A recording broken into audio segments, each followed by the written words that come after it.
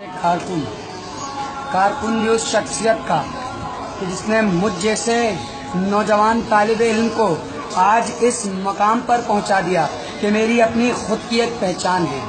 لیکن آج کچھ لوگ جو آج میڈیا پہ بیٹھ کے میرے قائد کے خلاف پھول جلول بک رہے ہیں. میرے بھائی، تمہاری اوقات کیا تھی میں تمہیں یاد دلاتا ہوں. تم 4K کی گلیوں میں چوراہے چوراہے پہ گھوما کرتے تھے.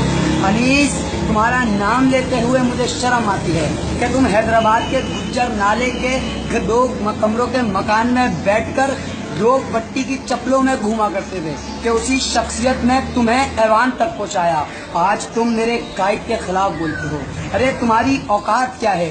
تمہیں ایک فون آپریٹر سے لے کر اس ایوان تک پہنچایا جہاں جانے کی ایک خواہش ہر ایک عام بندہ نہیں رکھتا. لیکن تمہاری اوقات میں تمہیں یاد دلاتا چلوں، تم 2 پٹی کی چپل میں کراچی کی سڑکوں میں گھوما کرتے تھے. تمہاری اوقات، تم MPA ہاسٹل میں آ کے اپنی بائک پارک کرا کرتے تھے. اور آج تم میرے قائد کے خلاف مغلظات بک رہے ہو. تو تم یاد رکھو، تمہاری اتنی اوقات نہیں کہ تم میرے قائد تک بول سکو. تمہارے لیے مجھ جیسا نوجوان طالب علم کافی ہے جو تمہاری اینٹ کا جواب پتھر سے دے گا. اتنا یاد رکھو کہ اپنی مٹی پر چلنے کا سلیقہ سیکھو.